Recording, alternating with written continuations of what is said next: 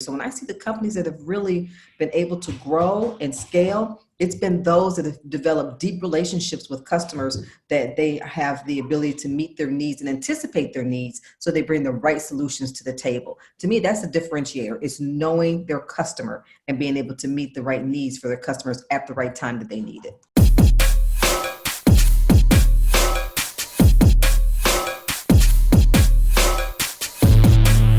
Good day, profit first entrepreneurs and thought leaders. I'm so excited today because today we are interviewing Adrienne Trimble, and we're interviewing her for our upcoming book that will be released in the Profit First brand, which is Profit First for Minority Business Enterprises. And I'm excited about Adrienne because Adrienne Trimble is the Chief Executive Officer of the National Minority Supplier Development Council. And MBEs, or Minority Business Enterprises, generate over $400 billion in economic output that has resulted in the creation and preservation of over 2.2 million jobs, and also contributes over $49 billion in revenue to local, state, and federal tax authorities. The NMSDC certification gives corporate buyers, right? So those large corporations, the confidence to really build those relationships with certified MBEs.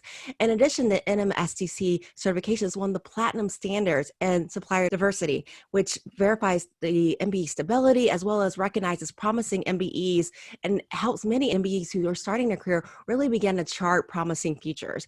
And I know when we first started our firm over 12 years ago, one of the first things I did was get certified in MSDC. And really, it set our future on a whole different trajectory than what I had ever really originally had planned. And what NMSDC does is it connects over 1,700 corporations to nearly 12,000 nationally certified Asians, Blacks, Hispanics, and Native American owned businesses. So please join me in welcoming Adrienne Trimble to our platform. Hi, Adrienne. How are you? How are you? Good to be here. Glad to be a part of this historic opportunity to share information about MBEs as part of your upcoming book. So very excited about that. Thank you for joining us because, as the president of NMSDC, you have so much knowledge, right? You know what works, what doesn't work. And so really, I'm excited to be able to interview you and really help us really set the course for businesses, MBEs, to really be able to project and become the Gen 1s in their family with through entrepreneurship. So thank you very much for doing this. Adrienne, do you mind telling us a little bit about your work with MBEs and also what compelled you to go into this field? Sure. So my background is I was a human resources professional working in automotive and working for a company that had a strong belief in developing talent throughout different parts of the business. I received the opportunity to go work in our procurement department leading the supplier diversity initiative. It was supposed to be for 2 years, and that ended up turning into a whole career change for me. Because what I found is that working on the human resources side of the business, I was already doing D&I work before it was called D&I work, just making sure that we had very inclusive talent management strategies, from recruitment, from succession planning, things of that nature. So the skill set was very comparable, very transferable, looking to make sure people were included in processes for hiring. In procurement, it was looking for businesses, making sure we had diverse businesses included for sourcing strategies, very similar. But what I found that was so critically important is that it went so much further beyond just our supply chain. It really dug into the impact of our communities overall. And you touched on some of this in the earlier introduction. It's about the job creation that takes place within diverse communities. When you have strong minority businesses, there are studies that have shown that minorities hire other minorities to a much greater extent than non-minority companies do. So we talk about the job creation and creating jobs that are in communities where people can become more self-sufficient, more sustainable. There is a business case that supports it. From a company's perspective, the more that you can have stable jobs in communities that are traditionally underserved and underrepresented, the more discretionary income, the more disposable income is generated by those communities that can go right back into those corporate dollars, those corporations. So again, there is a business case that supports it. So when I saw the long-term implications of the work of minority business enterprises and having them be successful in those underserved communities, it just really took me back to the 1930s and 40s when you think about communities and how strong they were, because they were more self-sufficient. They had their own grocery stores, their own dry cleaners, and you had a much more tight-knit community where those dollars stayed within those communities and made them stronger. So thinking about the way that impacts in today's society, that's what really draws me to the work, because I see that this is not a social issue. This is an economic issue. And we need to make sure that our U.S. economy is strong. And to do so, these businesses have to be successful and part of the equation. I love that. You're right. You're absolutely right. I mean, having economic really fairness, right? And leveling the economics really is the driver that's going to really give people equal opportunities, right? Throughout really every aspect of society is having those economic opportunities be leveled out and distributed so that everyone gets that same opportunity. So you're absolutely right with that. So thank you for sharing that. Now, you have worked with thousands of minority business enterprises, and from what you have seen with working with these MBEs, what has been some of the common factors that have been there with MBEs that have not only been able to scale and grow and become employers, but also to be able to rate profitable? What have been some of the biggest contributing factors that you have seen in that area?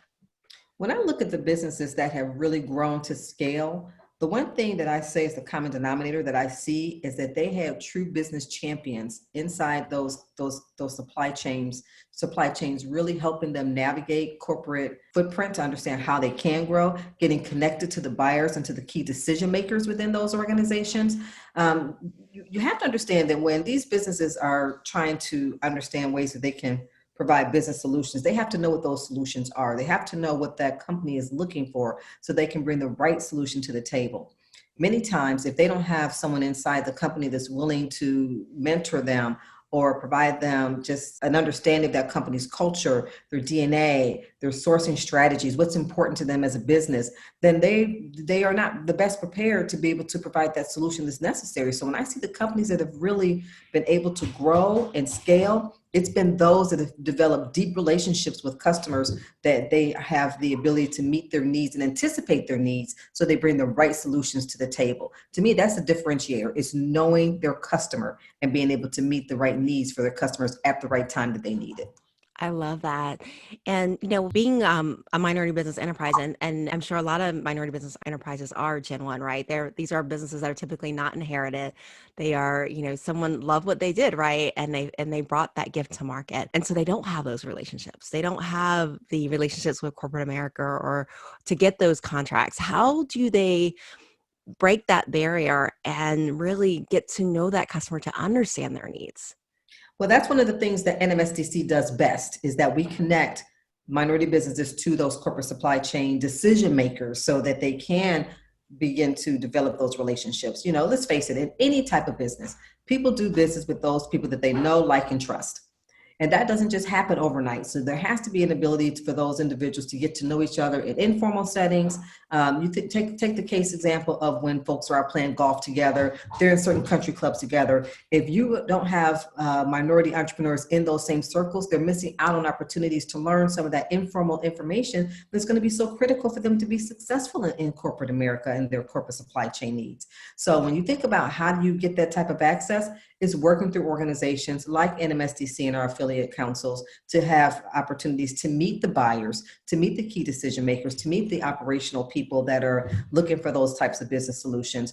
Other organizations such as chambers of commerce are also great opportunities for them to get to know, again, the key decision makers so that they can understand what those business needs are and how they can begin to prepare solutions for them that will be meaningful and actually help solve some of the problems within their company's needs. Thank you, Adrian. And I can definitely see where NMSCC is the bridge, right? It's the bridge of connecting, right? You directly, because there's different events, there's annual events, conferences that NMSCC has. There's, the local level too, where they have luncheons where they invite MBEs and to meet the actual decision makers that are in the organization.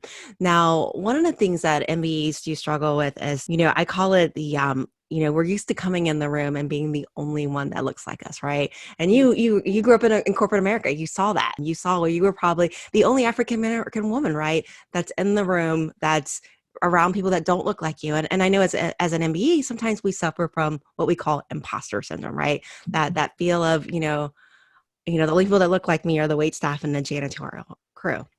How do you overcome being able to get into the room and really have courage to meet those decision makers? So, and I can only speak for me and what's been helpful for me and how I've helped others come into the room. First of all, I think it's incumbent upon those of us who get into those rooms to help bring others into the room. that's a responsibility that we should own and be willing to open those doors for others, because someone had to open the door for us. So in my opinion, the way that you overcome that and get the comfort is, first of all, if you are invited into that room, then you belong in the room and you act like you belong in the room and you own it and you make sure that you take advantage of being in that room. So for me, it's really making sure once that door is open that you get in and you make sure that you get the right information that you need to be able to grow your business. It's going to help your business, but you keep the door open for the next person to come through as well, because that's how we get stronger as a minority business community, is that we make sure that we're helping others get to the same position that we're trying to get to.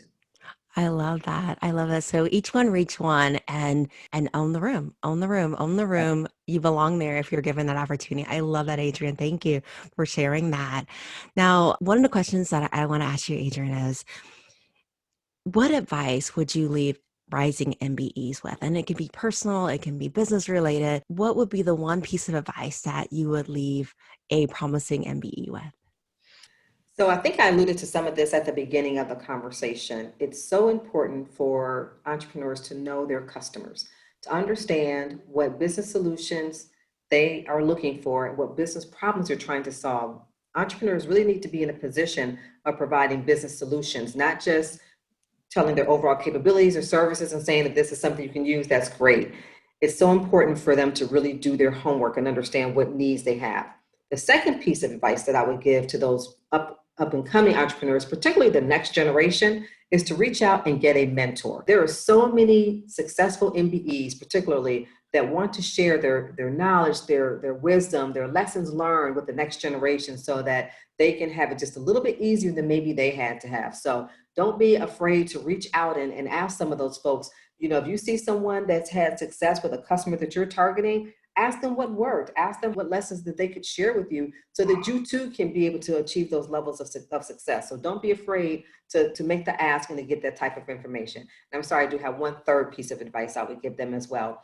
And that is, stay focused and make sure that they're working on their business. So many entrepreneurs, they have great ideas and they're so busy out trying to sell those ideas that they don't take the time to make sure that their operational excellence is in place, their delivery systems are in place, they have the right talent in place when they need them. So make sure that they take the time to actually work on their business and in their business when they are out there trying to build their business. So I think those three pieces will make the differentiator between those that are in business for the long term and those that are just, in business for the short term.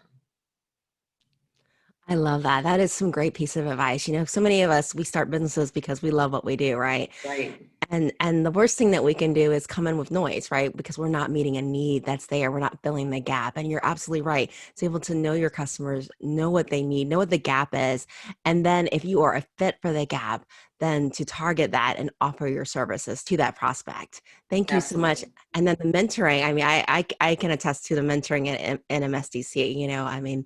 You cannot meet a better group that is so willing to really reach down and help the next one coming up. So definitely mentorship is important. And you're right, Adrian, there is no better place to get that mentorship than an SDC. So definitely. Now, Adrian, how can a minority owned business, how can we contact you? How can we become certified to be able to get into the room and get those opportunities?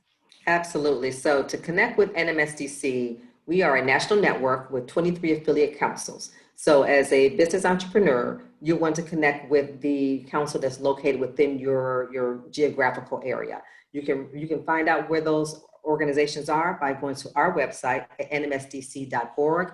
There's a tab on there that gives the outline of all of the councils, their regional footprint, and who the president or the contact is for that council. You could always go to nmsdc.org to also access any of our events or any information that will be helpful to help you get started on the journey to achieving your certification. Thank you, Adrian, for joining us today and sharing your wealth of knowledge of how to get into the room, how to make the right connections. This is a tremendous value and gold that you have provided us with today. So thank you very much for sharing that. Thank you for the opportunity, and I wish everyone just the best of luck and stay healthy and stay safe. Thank you. Thanks. Take care.